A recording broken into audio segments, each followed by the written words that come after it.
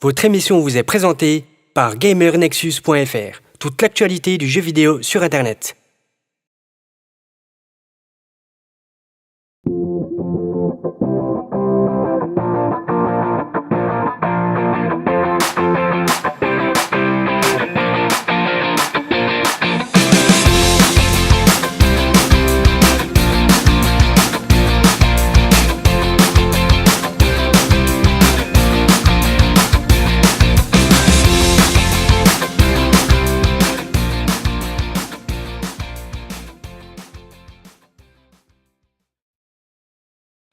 Bonjour à tous, merci de nous retrouver pour cette quatrième vidéo, de Thread, donc votre nouveau magazine d'information sur le multimédia et le gaming. Mais comme d'habitude, je ne suis pas tout seul, je suis entouré aujourd'hui de Julien. Bonjour. Avec la PS4 et puis la PS4 parce que c'est déjà bien assez. À côté de moi, il y a qui? Vous le verrez pas. Vous le verrez pas puisqu'il y a le fond vert, tout ça. Et il a eu la bonne idée de se mettre en homme invisible. Donc j'ai l'homme invisible. Salut. J'ai Valentin, voilà. Donc qui a eu une très bonne idée qu'on ne le voit pas en fait. Voilà, c'est un concept. Dans une vidéo, voilà, c'est un concept. Ça va l'homme invisible? J'adore le concept. D'accord. Ça va. Eh ben, bienvenue. Donc, tu t'occupes aussi de la PS4 et tu nous parleras un peu des derniers jeux sortis, car on va en parler dans la revue de web. Et à côté de moi, ben non, c'est même pas à côté de moi, mais à ma droite, il y a Ancha. Ancha, fidèle, hein, toujours là, toujours présente, toujours debout, toujours vivant. Pas trop déguisement, mais sinon oui, ça Voilà, va. très beau déguisement. J'aime beaucoup. Merci. J'aime beaucoup. Ça vous met En valeur. en valeur. Le chapeau qui fait Et ça. on se vous voit en plus, j'aime bien. Oui. Et donc, qui aura une petite chronique, qui aura un petit quelque chose sur The Walking Dead, vu que ça a repris, hein, donc ça a repris C'est dimanche ça. dernier, et donc on en parlera. Et pour finir, notre belle Charline, qui est déguisée en sorcière maléfique. Sorcière, voilà. Donc voilà, comme la dernière fois, donc elle ne fait pas partie du monde du jeu vidéo, elle a un regard extérieur, et c'est important aussi.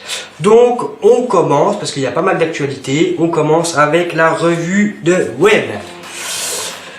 Alors cette semaine, donc c'est dans Fanactu, donc en fait on a appris le retour, il prendra un petit rôle dans le prochain Jurassic World, donc c'est Jeff Goldblum, donc le fameux professeur qui avait son...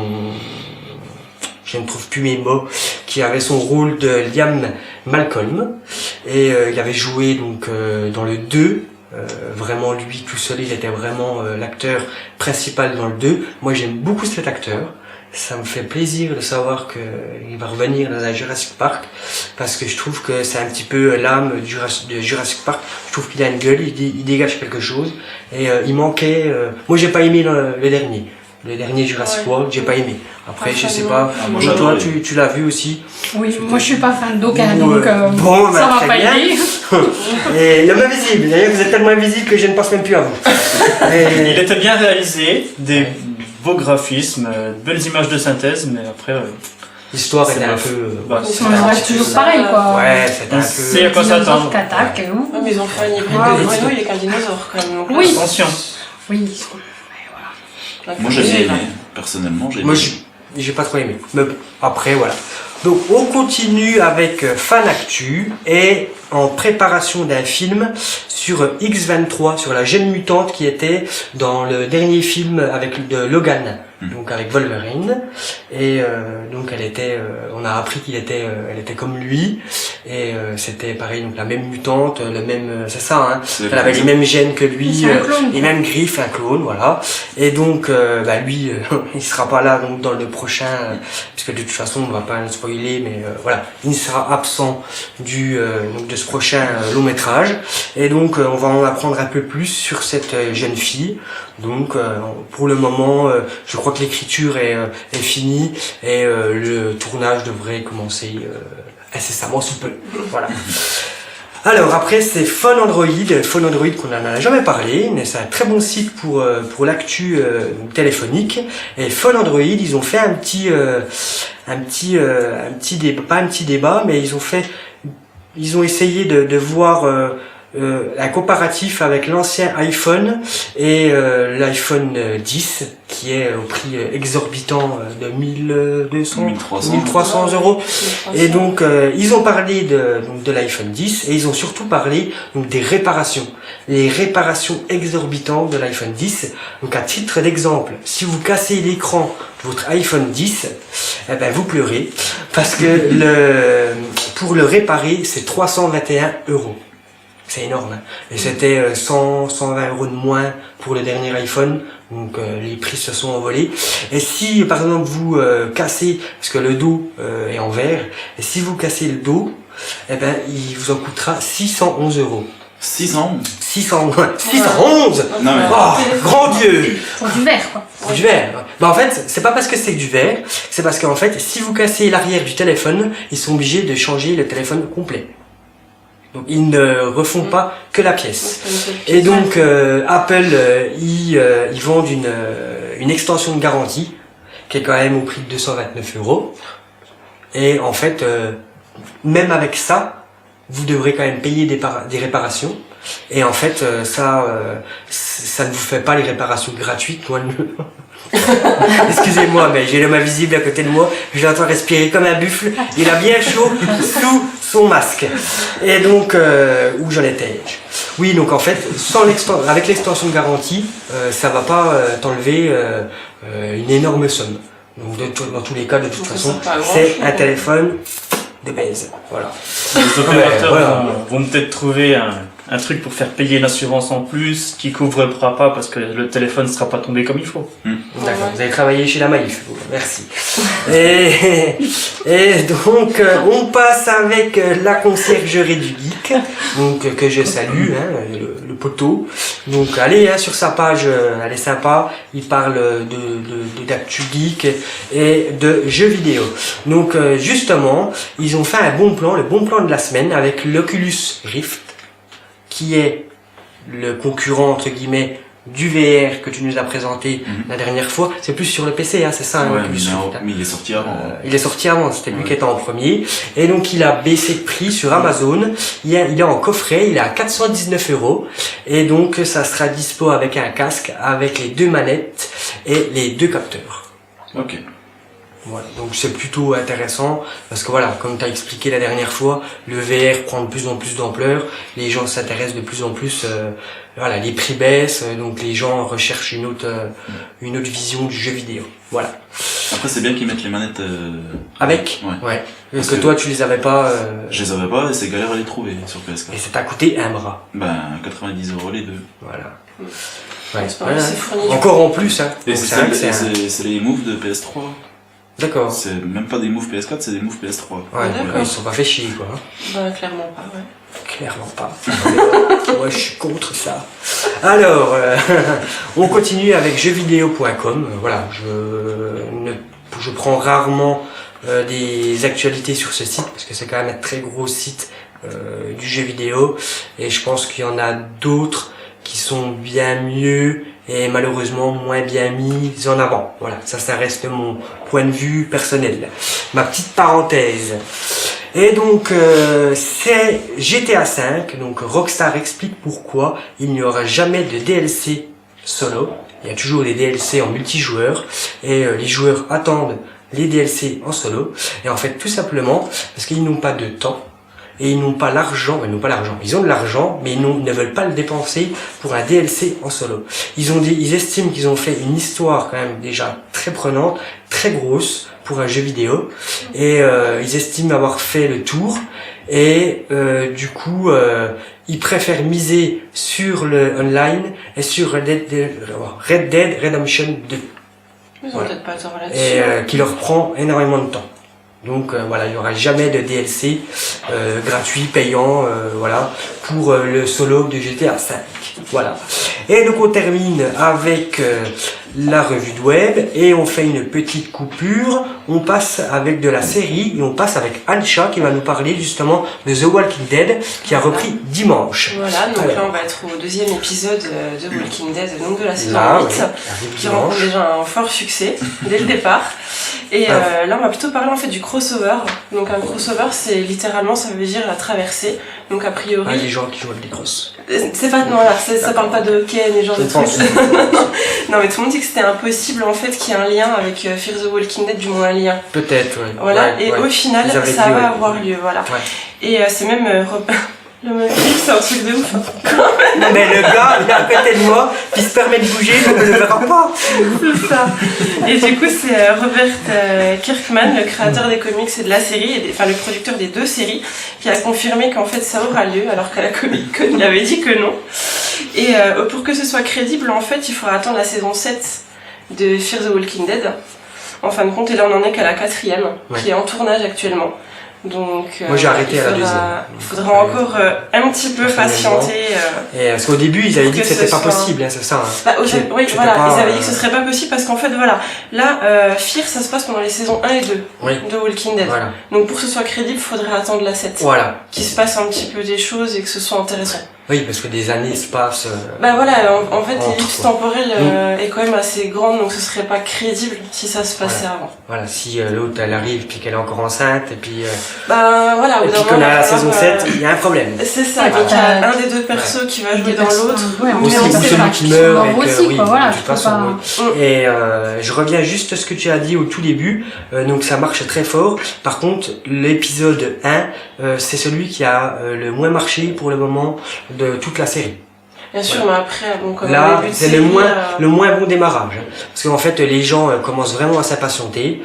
Ils disent qu'il n'y a Ça pas assez commence à être d'action. long, avec Ça Negan commence à et, être long. Au final, voilà, on va pas spoiler l'épisode. Non, Mais bah, on non. pensait qu'il y allait avoir un peu plus de punch vers la fin de l'épisode. Et au final, on se retrouve de nouveau avec de l'attente. Avec, voilà. Après, Il n'y a c'est rien un eu point de vue, en d'extraordinaire. fait. C'est un point de Voilà, vue parce que voilà. les gens attendent du sang, des zombies, mais en fait, Walking Dead, c'est un petit peu plus profond et psychologique que ça.